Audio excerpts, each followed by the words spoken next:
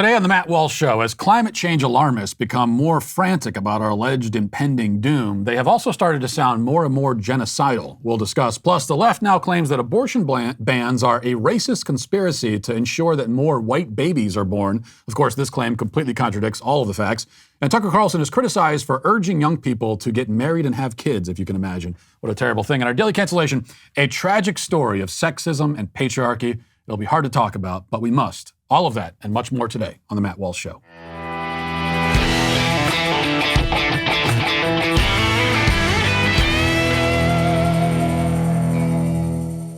Well, if you haven't looked over your budget in a while, now may be a good time. See what your biggest expenses are, where you can cut back, and find ways to make an impact. And now is definitely the time to do that. If you're a homeowner, your equity is up 20%, and it can be accessed as cash for everything that you need.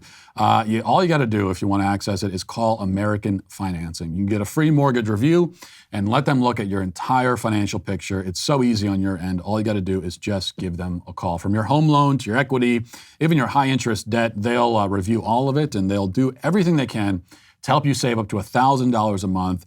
Think of the difference that can make. We're all looking for ways to save these days, and this is one way you can do it. Even if your credit isn't great, just give them a call and see what they can do. I'm sure they can help you. It only takes 10 minutes when you call, and what you have to call is the number 866-569-4711. That's 866-569-4711, or visit AmericanFinancing.net, NMLS 182334, NMLS ConsumerAccess.org. When I went to Africa visiting the Maasai tribe for my film, What is a Woman, I, of course, discovered that gender theory simply doesn't exist in that part of the world at all. We had so much to talk about around that subject that I didn't have time to ask them about other Western liberal inventions, which is probably for the best, because they already thought that I was insane enough as it was. But I imagine that if I'd continued down the left-wing checklist, we would have gotten the same guffaws and confused head-scratching and looks of pity. And this especially includes, the subject of environmentalism. I'm pretty certain that if I'd asked the Maasai how they feel about the environment and whether they identify as environmentalists, the question would have made as much sense as asking them whether men can have babies. And this would hold true all across the non-Western world. Like gender theory, environmentalism is a modern, liberal, Western luxury belief system, and one that we've been hearing about more and more in recent weeks as the left rediscovers the insidious phenomenon known as summer. That's not to say that people in non-Western regions don't respect nature or try to preserve its beauty and character. I mean, the Maasai live much closer to nature, are much, much more in tune with it, dependent on it, absorbed in it and by it, than the college-educated liberal who opines about the beauty of nature from the comfort of his urban apartment, whose window provides him a view of concrete and steel and glass and nothing that can be called natural at all. He loves nature, yet lives as far from it as he can get. He takes pride in his quote-unquote green lifestyle, but the only green he sees is a few tufts of grass on a median strip. He also may encounter the green hues of a Mountain Dew billboard or of the various suspicious liquids on the sidewalk of unknown and unspeakable origins. He doesn't love nature more than the people who actually live in it, but he has made an ism of it. And it's the ism that is unique and would be incoherent to most people in most parts of the world. In fact, the ism, environmentalism, is incoherent to most people in this part of the world too. I mean, folks living out in the country have heard of environmentalism, but none of them identify with it or by it. Go out to the country, go out to a rural area and ask them, any environmentalists here? You're going to get just blank stares. Environmentalism is an ideology for people who are the most far removed and shielded from the environment and can therefore afford to fetishize it. It's an ideology for people like George Monbiot. He's an author and an award-winning journalist who has in recent years been on a crusade to save the environment by pushing for the abolition of farming. He appeared on a news show in Ireland last week to deliver his standard indictment of the practice. Let's listen to that. It's by far and away the greatest cause of habitat destruction, the greatest cause of wildlife loss, the greatest cause of extinction, greatest cause of soil loss, greatest cause of fresh water use. It's one of the greatest causes of climate breakdown, bigger than transport, one of the primary causes of water pollution and of air pollution. So it's right at the top. Oh, and sorry, I forgot to say land use, the biggest issue of all. It's by far and away the greatest form of land use that humans inflict on the planet, which means all that land is land which can't be used for wild ecosystems.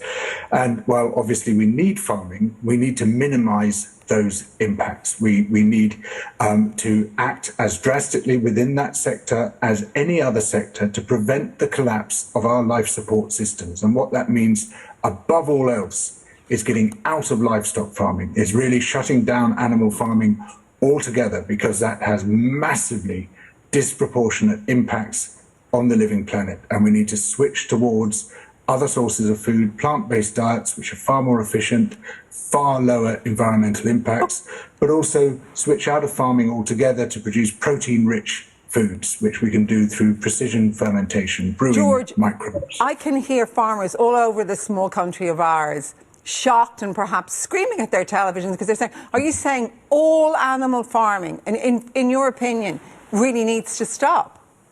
Yes, it does. It really does. It's a bit like leaving fossil fuels in the ground. Unless we do that, we've really got very little chance indeed of preventing this domino effect of system collapse right across Earth systems, which basically makes the planet uninhabitable. So eating meat and milk and eggs is an indulgence we cannot afford. Now, we know that George is an anti-human psychopath based on the fact that, as we see in the video there, he hangs his picture frames from wires suspended from the ceiling. His home decor is exactly the sort of thing that you see right before you're skinned alive and dismembered. Of course, for liability and legal reasons, I am not directly alleging that George is a serial killer. I'm just saying that I would be surprised if he wasn't. And whether he personally murders people or not, we do know that he subscribes to a murderous ideology. Climate alarmists, like George, are anti-human, anti-civilization. They see all of humanity, well, most of it anyway, with the exception of themselves, as a blight, a stain, a parasite on the face of the earth. Just listen to his word choice. This is what these people always say. They always say stuff like this. He says that farming is the worst form of land use that humans inflict on the planet, and that we're hogging land which could be better used by flowers and bees and caterpillars and other non-sentient life forms.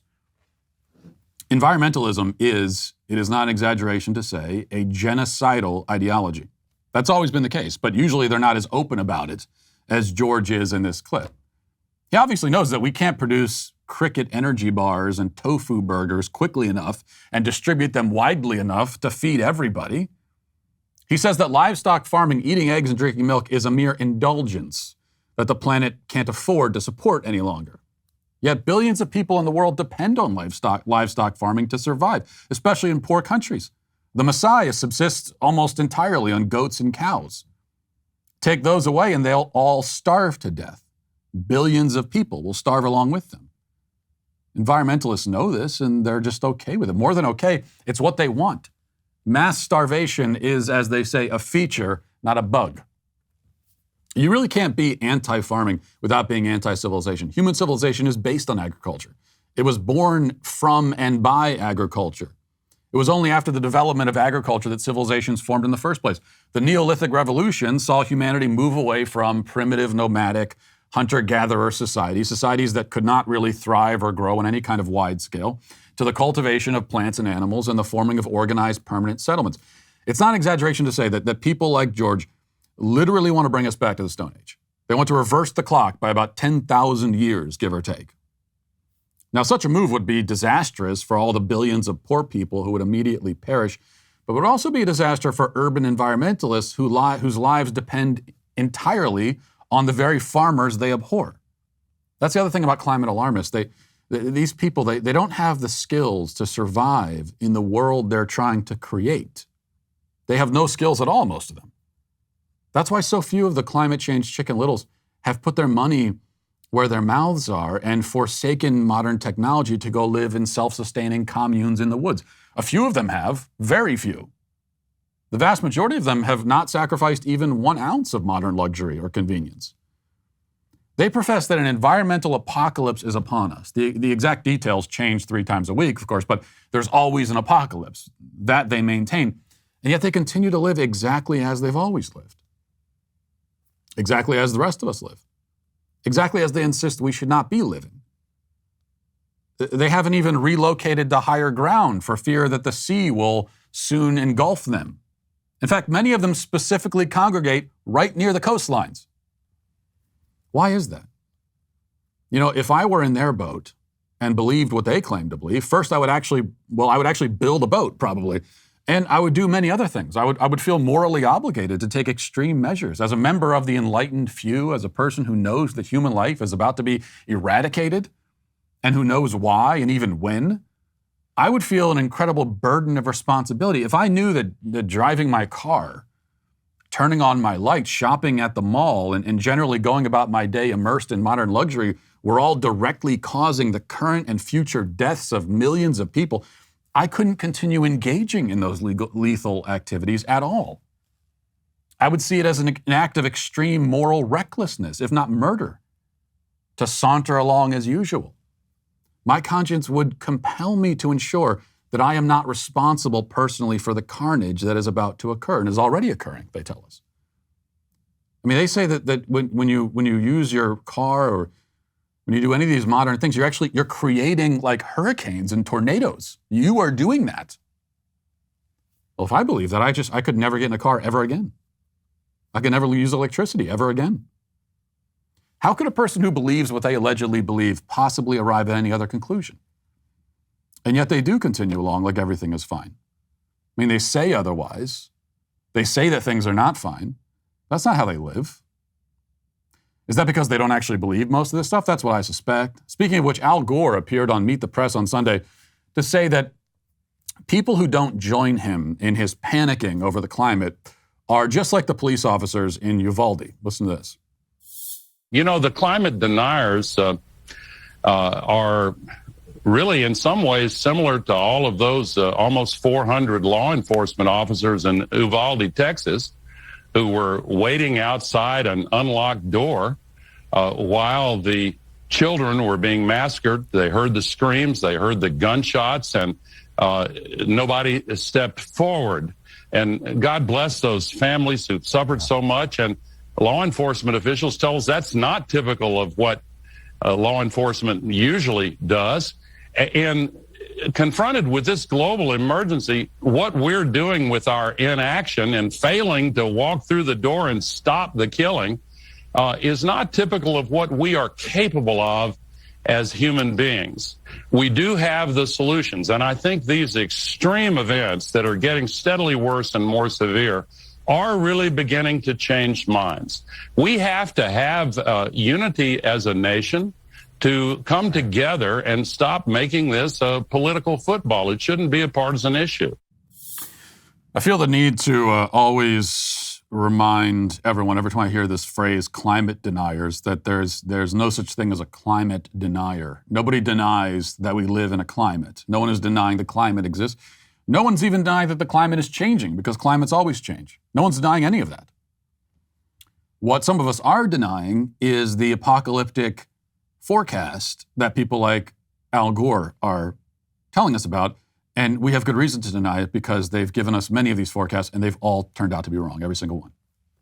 Anyway, at least Al Gore doesn't look as much like a serial killer as the other guy, though he does physically resemble more and more like a villain from a Saturday morning cartoon. He looks like something that someone actually drew. He doesn't look like a person. And here he shames us in the strongest terms, saying that if you're not losing your mind over our alleged impending environmental doom, you're morally analogous to a person who cowers outside of a classroom while children are shot. These are strident words, of course, for a guy who lives in a 10,000 square foot mansion that uses 20 times more electricity than average. But Gore's hypocrisy is so well known that it's almost a cliche. The hypocrisy of environmentalists in general is widely understood and discussed. And yet the fact that these people don't seem to actually believe what they're saying remains extremely relevant, I think, and can't be pointed out enough. And even if I'm wrong, even if they do believe this stuff, the fact is that they're still in a bind of their own making. They militate against modern society and its luxuries, but they're utterly dependent on it. Their ideology puts them at war with their own lifestyles, a lifestyle of helpless dependence. So when they come out against electricity and fossil fuels and farming and all the rest, they are sawing at the branch that they're sitting on, cutting and cutting away, but in the back of their minds, hoping desperately they never cut all the way through, because it's a long plunge to the forest floor. Some of us may survive the fall, but they surely will not. Now let's get to our 5 headlines.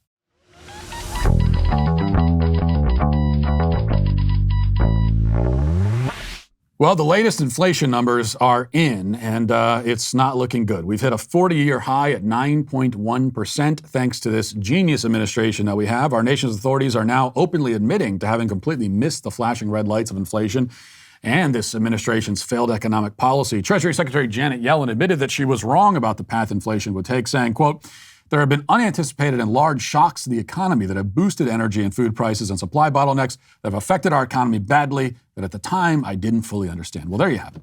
Now I know you're worried about affording basic necessities in the months to come, food, gas, shelter, all the rest of it, but she didn't know. It's not her fault. Cut her some slack.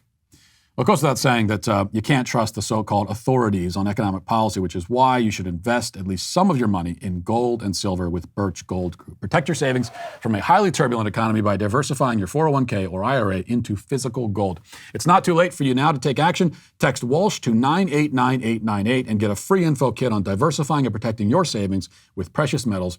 Birch Gold Group has an A+ rating with the Better Business Bureau, countless 5-star reviews, and thousands of satisfied customers. Text Walsh to 989898 and get real advice from Birch Gold today. Again, text Walsh to 989898 to claim your free, no-obligation info kit on protecting your savings with gold.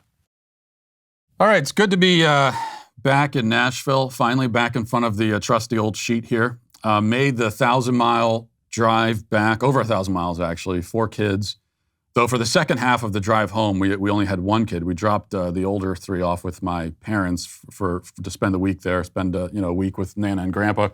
My youngest daughter is 2 years old, not old enough to be away that long. So we're in the weird position this week, Alyssa and I, of having 1 kid. And we've never had 1 kid before because we started off with 2 right off the bat. So we never experienced this. And I will admit that for the first day, we were pretty cocky about it. And we did, amongst ourselves, say some kind of judgmental things about parents who have just 1 kid and complain about how overwhelming it is and how hard it is. Because we have 1 kid, and we're like, what are we even supposed to do? This is so easy. Like, we had 2 of us and 1 kid.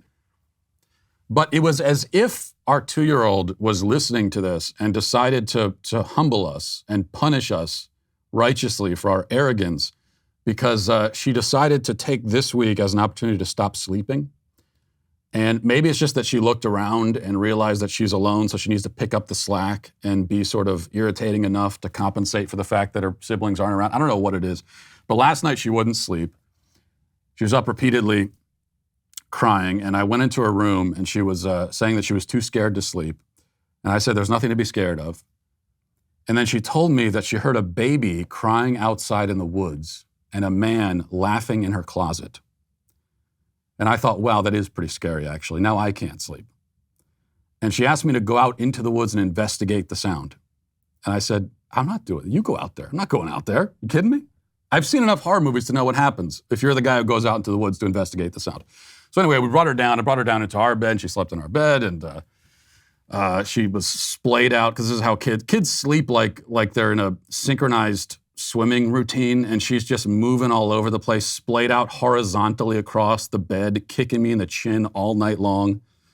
And I know I'm in trouble now, because there's nothing. This is one thing parents know, that if you let your toddler sleep in your bed, it's like leaving food out for a stray cat. They're never going to go away now. You're stuck with them there. So we're going to have her as a roommate until she's like 8 years old.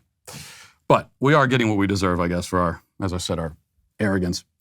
I've been a parent long enough, I should know. That you never say this. Oh, this is easy. Never say that. You're just asking for it. So we'll start with this. For the past several weeks, and long before that, we've been repeatedly told that banning abortion is especially an attack on racial minorities, right? We've heard this many times. Black women suffer the most from not being able to kill their children, we're told. But this line of attack, I guess, proved not very effective, and it sounds wrong, doesn't it, to say that?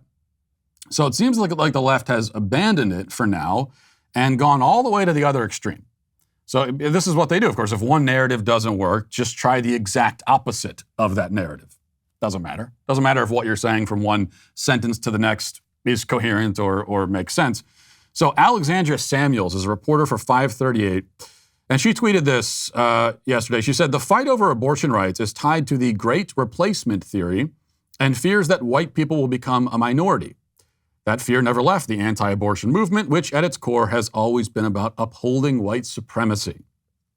And she links to an article in 538 authored by herself and someone named Monica Potts, titled, "How the Fight to Ban Abortion is Rooted in the Great Replacement Theory." So here's how it begins. It says, "It may not be immediately obvious how the fight over abortion rights is tied to the Great Replacement Theory, the debunked conspiracy theory promoted by some Republican politicians who claim that Democrats support more immigration to replace white American voters. But the explanation for, say, an alleged gaffe that overturning the constitutional right to an abortion is a historic victory of white life, quote unquote, or a concern that not enough white babies are being born in the U.S., can be found in the history of the anti-abortion movement. The movement to end legal abortion has a long racist history, and like the Great Replacement Theory, it has roots in a similar fear that white people are going to be outnumbered by people believed to hold a lower standing in society. Those anxieties used to be centered primarily around various groups of European immigrants and newly emancipated slaves, but now they're focused on non-white Americans who, as a group, are on track to numerically outpace non-Hispanic white Americans by 2045, et cetera, and so forth. The anti-abortion movement, at its core, has always been about upholding white supremacy." Right. Now, we have to, of course, stipulate at the outset, once again, that the so-called Great Replacement Theory is not a theory, and it's not something that the right invented. It's something that the left came up with, and it's a thing that they're actually doing and that they've been very open about. They are importing voters from other countries. This is very clearly what they're doing. It is not a conspiracy theory. It's not a guess. It's not an opinion. It's just what they're doing. And they've often admitted it. You could just quote them directly talking about this. But that aside, you see how this narrative completely contradicts the one they were going with up until 5 seconds ago. Before it was, well, it's wrong to ban abortion because black women, in particular, quote unquote, need abortions. And now it's wrong to ban it because this is a conspiracy to increase the percentage of white people in the population. Well, this doesn't make any sense at all. Here's the figure that matters. Black women are 7% of the population, give or take. The black population as a whole is about 13%. So women, we figure, probably 7% or so. And they account for, I think it's about 34% of abortions. So well over 4 times their population percentage. And what that means is that when you ban abortion, you are going to increase the black population as a percentage of the overall whole, much more than you're going to increase the white population as a percentage of the overall whole. That's just the fact of the matter. So you could try to say whatever you want about pro-lifers, but the claim that, in whichever angle you're coming from, the claim that pro-lifers are racist and that the push to ban abortion is a racist conspiracy, it just doesn't make any sense. Given that every pro-lifer knows that you get rid of abortion, and that means that you're going to end up with more minorities, not less, as a percentage. In fact, that's not just something that we're aware of. That's something that we often talk about and observe how Planned Parenthood was born in eugenics. I mean, Margaret Sanger, the founder of Planned Parenthood, was a eugenicist. And she believed in using abortion to get rid of what she considered to be the dregs of society. She was very open about that. In fact, the early advocates of abortion were all very open about their eugenicist leanings. They consider this to be one of the great selling points of abortion. They've talked about it all the time. So this is something that this is something pro-lifers very often bring up. Get rid of abortion, and racial minorities will end up being less of a minority than they are now. And you can look at the figures on this, and it's hard to estimate exactly, but how many fewer black people are in the country today because of abortion? I don't know the exact number off the top of my head, and like I said, it's a difficult thing to, there's not an exact figure you can arrive at, but it's certainly millions. If not for abortion, there would be millions more black people in the country today than there currently are. So banning abortion is racist, right? Makes a lot of sense. All right, moving on to this. Dr. Fauci is calling on Americans he's humming his same old tune, calling on Americans to put masks on again. Let's listen to that. We're in a zone or a county, a state, or a city that has a very high level of dynamic of viral circulation. The CDC would recommend strongly that you wear a mask in a congregate indoor setting. And that would include schools, places of work, anything that brings people together in a closed environment. That is good public health practice. I'll give you a no on that one. Not going to happen at all. But as we hear this push to get us back in masks again, and Fauci, he's of course never going to let go of this, because this is his last shot at relevance and power, and he's had more relevance and more power because of COVID than he ever enjoyed at any other point in his life, and that's obviously why he's been in government for so long. That's why almost everybody's in government, because they want power, they want control. It's why you get into that line of work in the first place, and so he can't let go of it. This is how he defines himself. But as we get this once again, this push for masking, we're going to hear more and more about so-called long COVID. And it seems like every month there's another study that discovers more quote-unquote symptoms of long COVID. And so here's the latest. This is from an article in Study Finds. It says, hair loss and a low sex drive are joining the growing list of lingering symptoms people are dealing with after a case of COVID-19, a condition called long COVID. The major British study involved more than 2 million people and adds these problems to a list that already includes brain fog and chronic fatigue. Now researchers have discovered that long COVID sufferers have experienced a much wider set of over 60 symptoms, including sexual dysfunction and alopecia. Previous studies have found that the list could actually be closer to 200 symptoms. The findings published in the journal Nature Medicine showed that patients with a confirmed record of coronavirus infection reported 62 symptoms much more frequently 12 weeks after their initial infection than those who did not contract COVID. Now, the fascinating thing about long COVID symptoms is that, well, a couple of things. Many of them are these kind of ambiguous, subjective brain fog, chronic fatigue. Like I'm just feeling tired, I'm feeling foggy. It's hard to even describe that exactly, quantify it. They're the kind of symptoms that pretty much anyone can be convinced they have. You could convince anyone in the country that they have brain fog and chronic fatigue.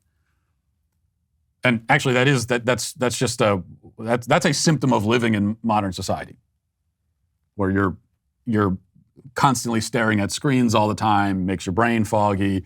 Almost nobody is getting the amount of sleep that they should be getting. That can be traced back to the screens. So these long COVID symptoms often are things like that. And then there are also things that happen to people anyway, like brain fog and fatigue, but hair loss. All these things are just normal, especially as you get older. So remember this. Anything that happens after COVID is long COVID. Like anything that happens to you, any symptom that you suffer from after you have COVID is long COVID. That's basically, 200 symptoms. So that's really just anything at all. Any sensation, any physical event, anything at all that happens to you after you have COVID is long COVID. But nothing that happens after you get the vaccine is a side effect of the vaccine. So that's the way that this works. This is science, folks, okay? Literally everything that happens after COVID is long COVID. Literally nothing that happens after the vaccine is a side effect of the vaccine. Good science. Here's some more good science. And this, I think, is a very interesting article, especially considering what we talked about last week with the study on antidepressants and how antidepressants have been prescribed to millions of people for decades based on a myth, the myth of the chemical imbalance that causes depression. Well, something similar seems to potentially be happening with Alzheimer's. This is from NBC. It says, allegations that part of a key 2006 study of Alzheimer's disease may have been fabricated have rocked the research community, calling into question the validity of the study's influential results. Science magazine said Thursday that it uncovered evidence that images in the much-cited study published 16 years ago in the journal Nature may have been doctored. The findings have thrown skepticism on the work of Sylvain Lesny, who's a neuroscientist and associate professor at the University of Minnesota, and his research, which fueled interest in a specific assembly of proteins as a promising target for treatment of Alzheimer's disease.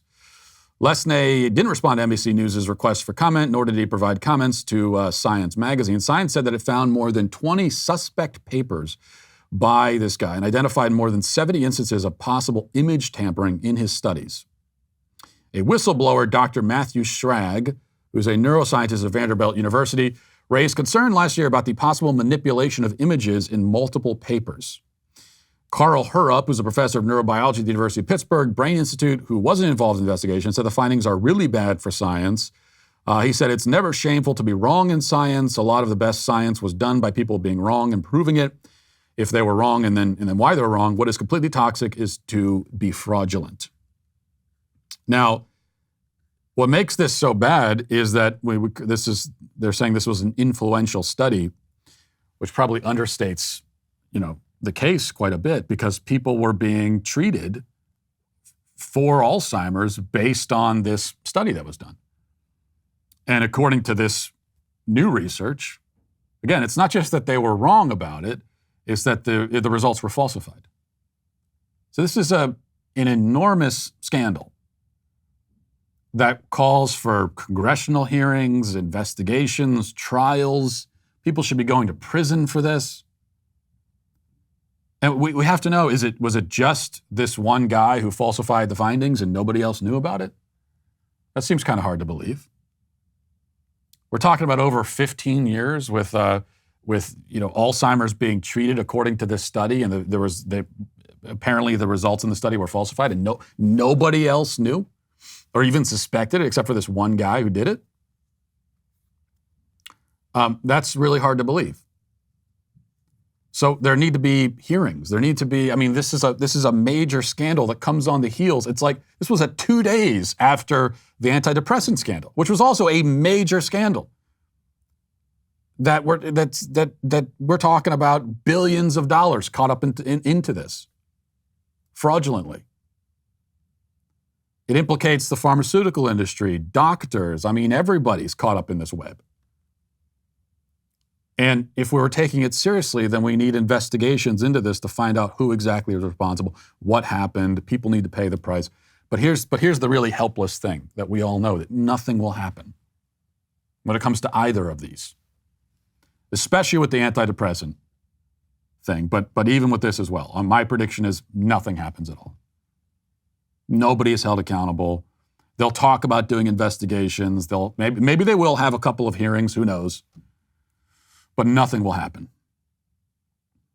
The corruption in the pharmaceutical industry, it would be impossible to overstate. And as we talked about yesterday, one of the reasons why there is very little accountability is because there aren't as many people in the country calling for it. if the public pressure built enough, then there would have to be some kind of accountability to assuage all the outrage. But I think for a lot of people, they are dependent on the pharmaceutical industry. We live in a country full of drug addicts, even though many of them are dependent on legal drugs that are prescribed to them, and they go to Rite Aid to pick them up. But they're drug addicts. And so I think they don't really want to know the truth. And so we're all kind of whistling past the graveyard with all this stuff. All right, this is an article from The Guardian that I wanted to mention. This is written by a guy named Sebastian Cohn, talking about his experiences with monkeypox.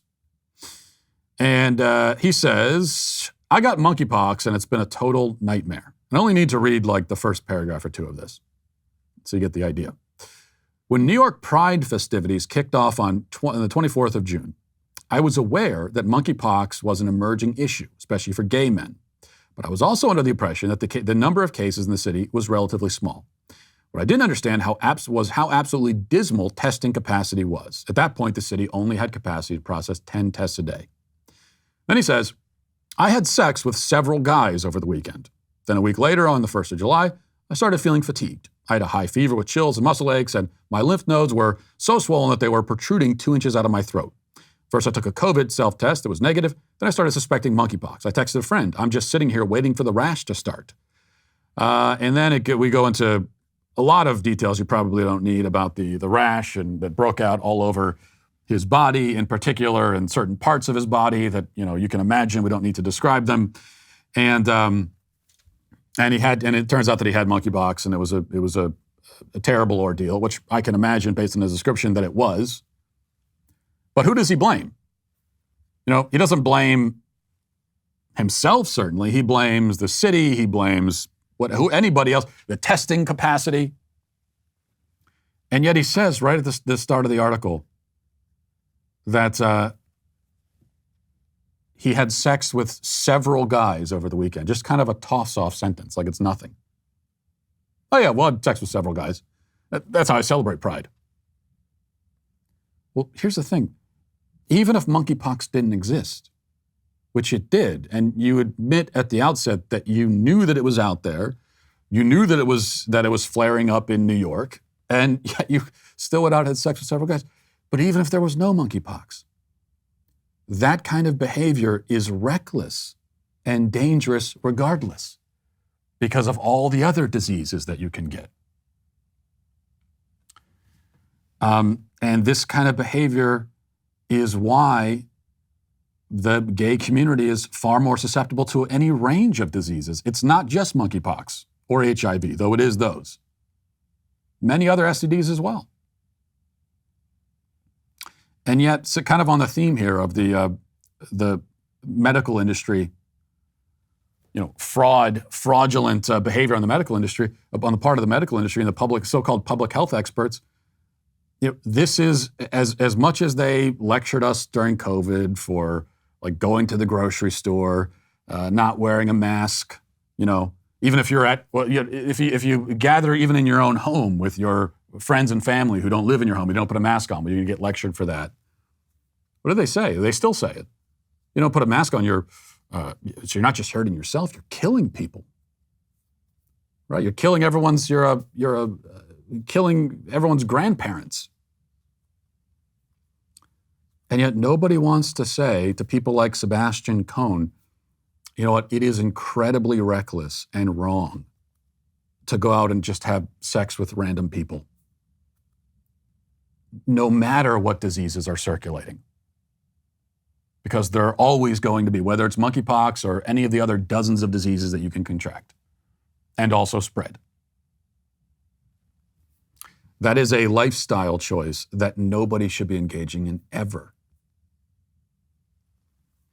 And the thing is, it should be a lot easier to stop doing that than it was for the rest of society to stop living their everyday normal lives for 2 years. All right, moving to this. This is from the Independent. It says, Tucker Carlson has some unique advice for his young male fans. Drop out of college and have more children than you can afford.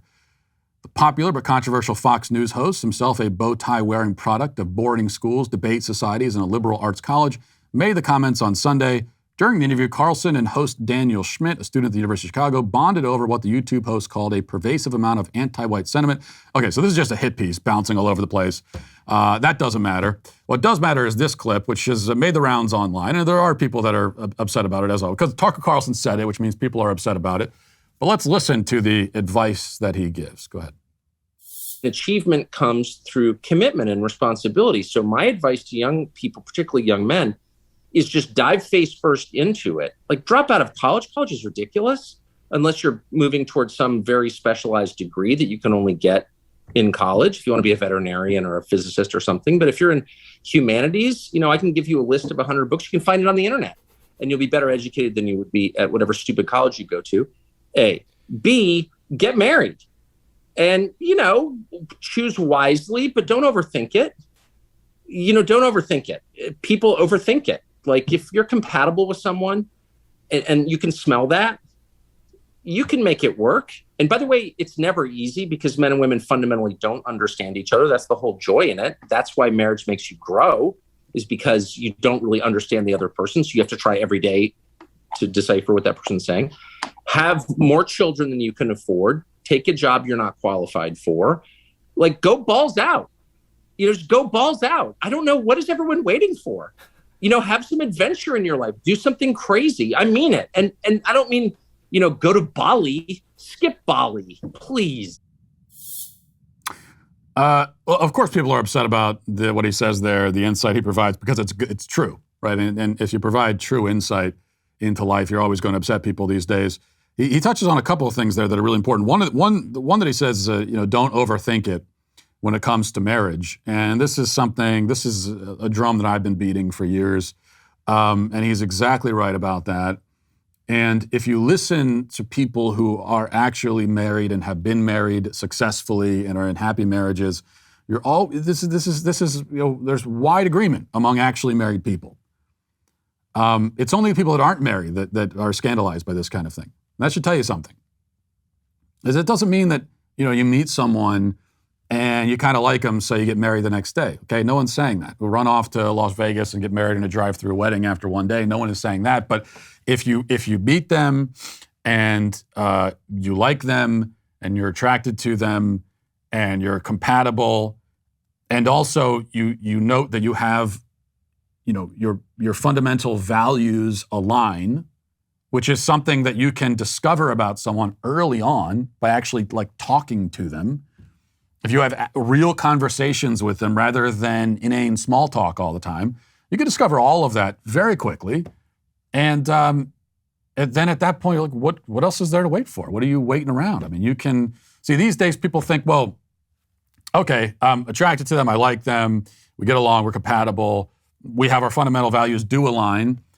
But we need to date for 17 years, and we got to move in together. And because I have to know every last detail about this person. What if there are things about them that annoy me? Right? I got to find that out first. No, you don't need to find it out, because I'll tell you the answer right now. There are a ton of things that annoy you about that, because they're another person. They're a whole other human being, and so compatibility is not going to be 100%. There are going to be difficulties. You're going to be bumping up against each other on various different topics all the time. That's just part of living with someone. You work through that. That's part of marriage. And the thing is, it doesn't even matter. Like, you can spend years with someone getting to know every last detail about them, and then you say, okay, we're ready to get married, and you get married. Well, you still got to start, right? Eventually, you're going to have your first day of marriage. Doesn't matter how much time you spent with them ahead of time. Once you get married, you're married now. The game changes. You're a rookie. I don't care if you knew that person for 15 years ahead of time. You're basically in the same boat as someone who knew their spouse for 15 minutes, because now you're starting at square one. You got to start at square one. And you're going to have your first day of marriage together. And then the next day, and the day after that. And you got to put the work in every single day. It doesn't matter how good things seemed heading into it. If you're not willing to put the work in every day, and it's not going to work out. And then the other thing that he says that is another really important point that I'm always trying to stress is this idea of like having a sense of adventure. And I think that this was advice directed particularly at men. It applies to women too, but I think especially to men. Having a sense of adventure. And that's the point about it makes about, have more kids than you can afford, take a job you aren't qualified for. The point is, it's not to be reckless. It's just to stop calibrating and triangulating and stalling all the time, which is what so many young people, young men especially, they waste early adulthood, young adulthood stalling, just waiting around for a sign from heaven that now you can move forward and actually live your life. At a certain point, you got to jump in and take some risks. Yeah, have a sense of adventure. Which means like move out of the house, go do something. Frustrates me to no end when I hear these young guys complaining even about, well, there's no jobs, there's no opportunities around where I live. Or there are no people, there's no women, there's no good women around where I live, which there probably are, but you haven't looked hard enough, or you're looking in the wrong places, but whatever. Okay, even if that's true, then move somewhere else. You're a young single guy. If you're a young single able-bodied guy, you have no dependents, you have no serious responsibilities in life.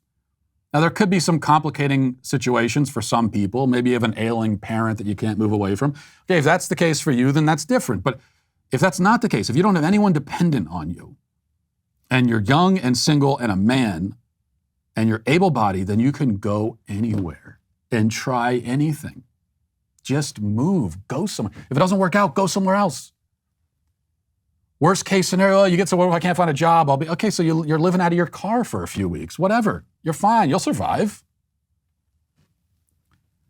That's the adventure. That's the kind of thing that, you do things like that and you take risks. And then later on in life, those are the kind of stories you tell your kids and your grandkids. But I think for a lot of people, they're never going to have any stories because they spent their 20s. What are you going to tell your grandkids about? All the time you spend in your mom's house playing video games? You're not going to have any grandkids anyway. So I think that's a great moment there from Tucker Carlson, and that's a great time to get to our comment section. Do you know their name? They're the Sweet Baby Gang. All right, let's see. Message from Kyle says, Matt, why is your show so inconsistent lately? Another day off on Monday? What's going on? Well, I'm sorry. Kyle went on vacation at the beginning of July. Then over the weekend, like I said, we drove over 1,000 miles, okay? So I had to miss a day for that. Is that okay? I mean, cut me some slack, man. Here's the thing, and I've gotten a lot of messages from people like this, especially after taking the day off on Monday. People are very upset at me. My workaholic brain already makes me feel guilty for taking any time off at all. And then I get messages from people that are mad at me for it, and it doesn't help, okay? You guys are really encouraging some unhealthy behaviors. On the other hand, I understand that running a cult, running the SBG cult is a responsibility, and there are expectations that come with that, so I understand that as well.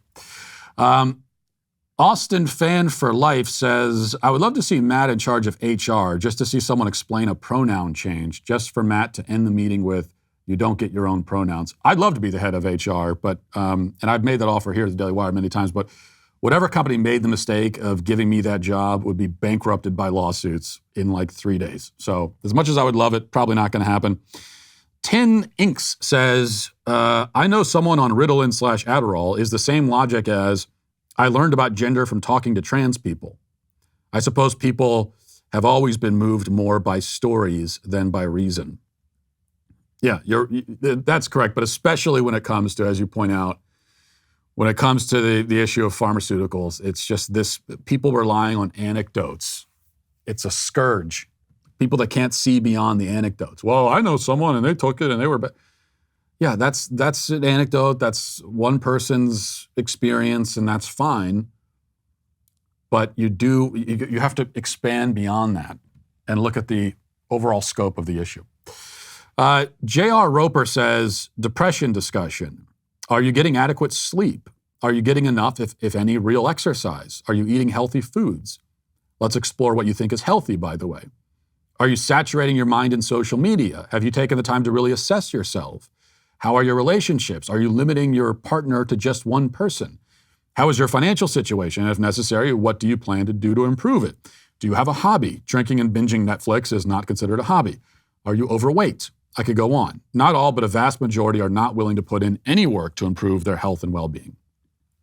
Well, yeah, you're exactly right. And the thing is, if there's any place for these kinds of drugs to treat depression or anxiety or any problem like that, if there's any place for them, it would not come and should not come until you've gone down that whole checklist and you've addressed every single one of the issues that you're talking about. I mean, the idea that we're giving anyone antidepressants without first making sure that they're getting enough sleep, that they're getting exercise, that they're eating well, that all these things, like that should be the very first thing that we do. Take care of all of those, see how you feel, and then come back to me. That's what the doctors should be saying if they really cared about treating people and helping people. Here's a checklist of better, lifestyle choices that you could be making.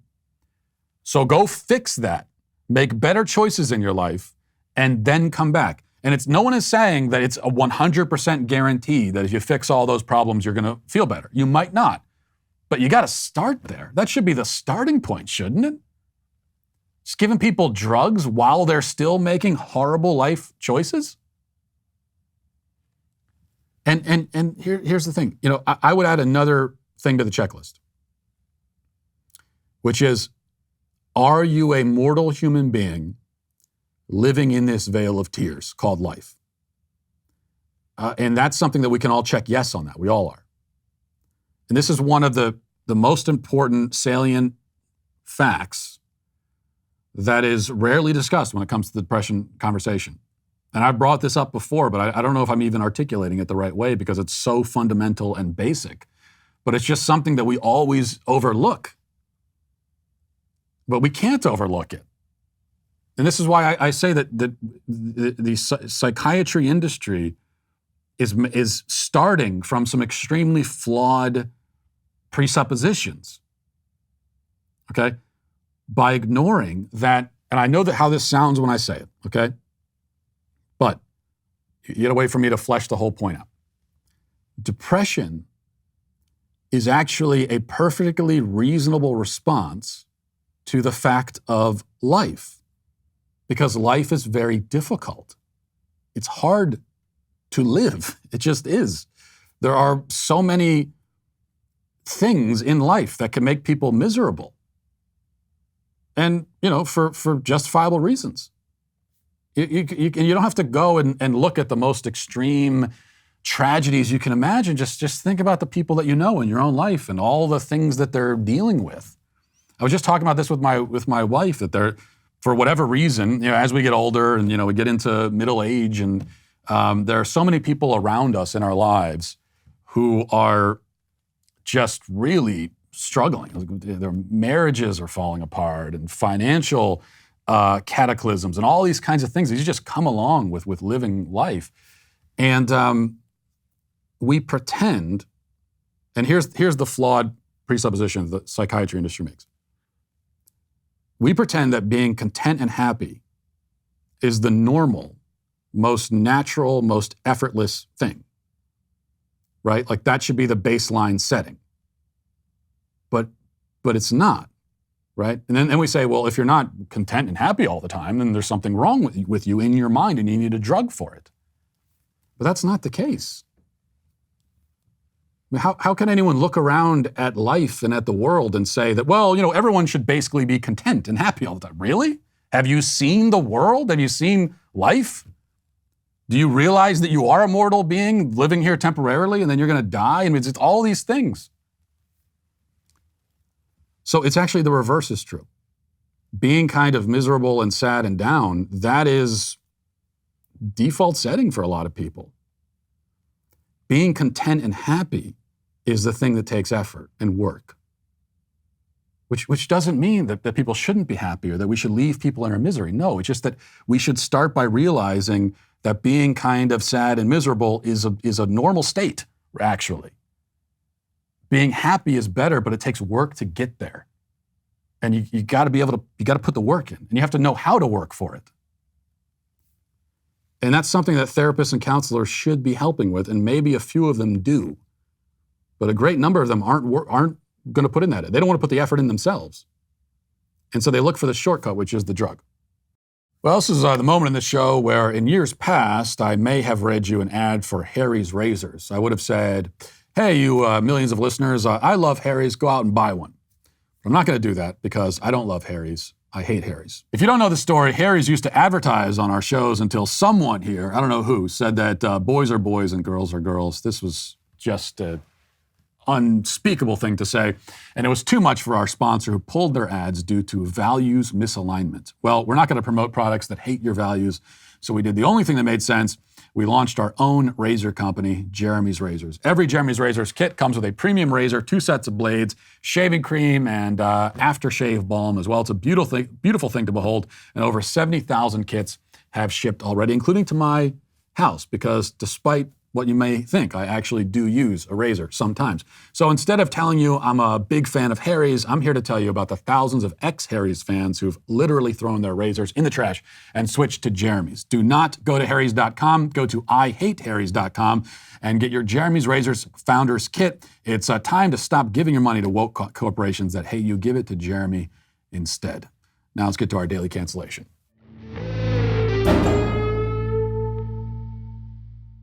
I hate to end on such a dour note, but something terrible has happened. Tragedy has struck. And I don't know how else to put this, so I'm just going to come out and say it. Full Frontal has been canceled. Now, I know what you're thinking. What's Full Frontal? Well, it's the late-night comedy show hosted by Samantha Bee. And I know what you're thinking. Who is Samantha Bee? Well, maybe stop asking questions for a minute and just listen. CNN has the heartbreaking story.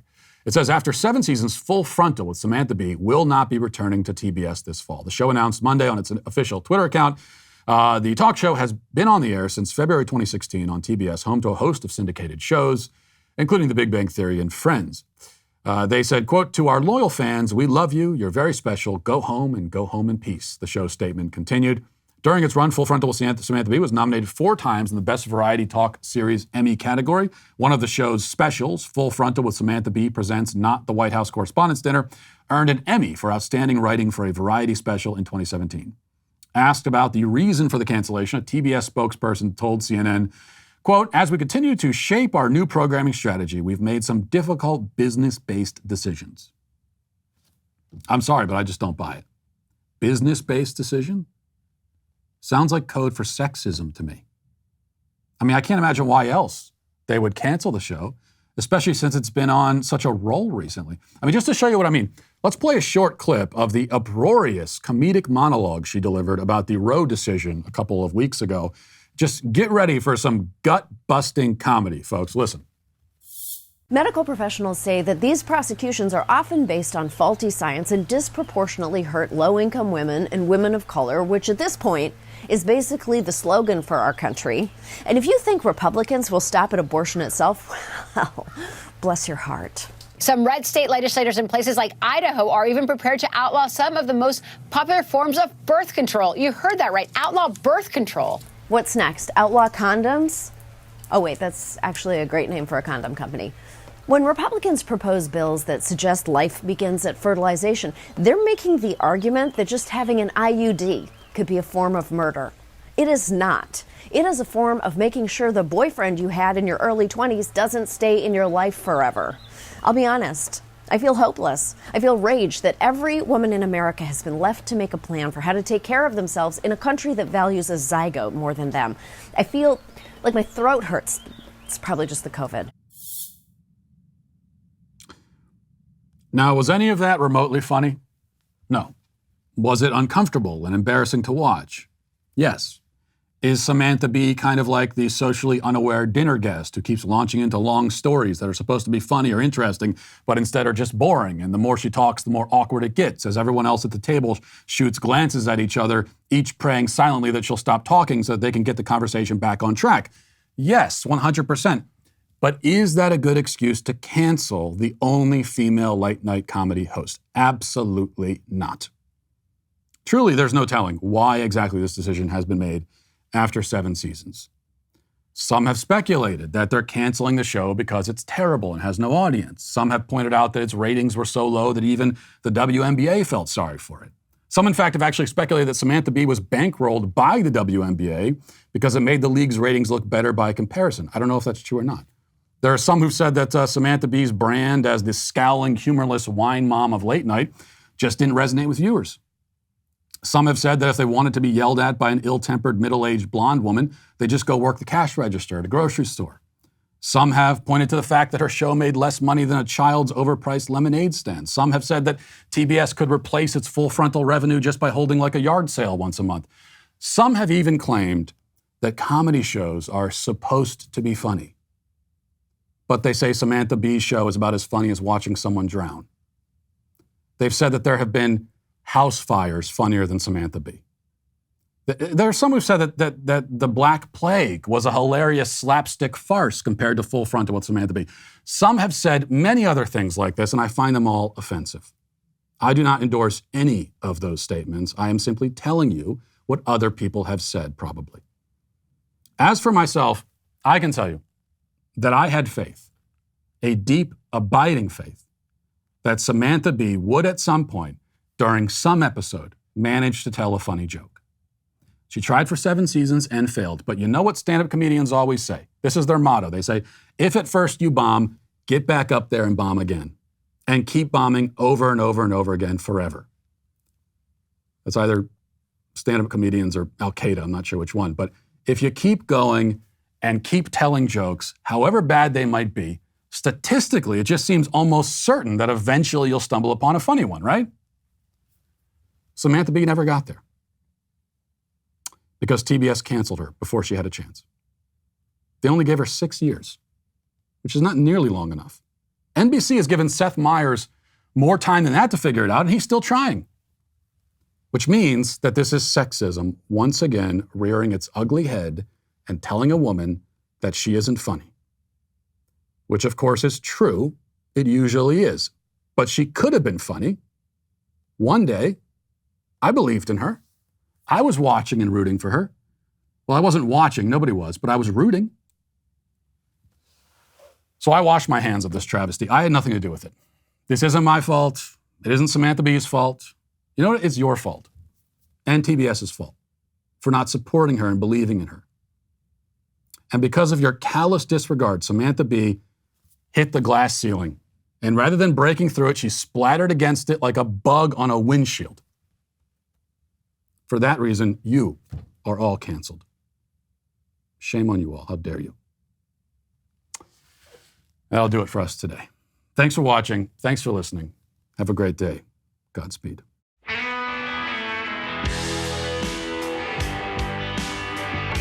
The Matt Walsh Show is produced by Sean Hampton, executive producer Jeremy Boring. Our supervising producer is Mathis Glover, production manager Pavel Vodowski. Our associate producer is McKenna Waters. The show is edited by Jeff Tomlin. Our audio is mixed by Mike Coromina. Hair and makeup is done by Cherokee Hart. The Matt Walsh Show is a Daily Wire production, copyright Daily Wire 2022. Today on The Ben Shapiro Show, in anticipation of a second quarter of negative growth, the Biden administration redefines recession itself. The collapse of New York City continues apace, and we explore 2 very different stories about racism in America. That's today on The Ben Shapiro Show. Give it a listen.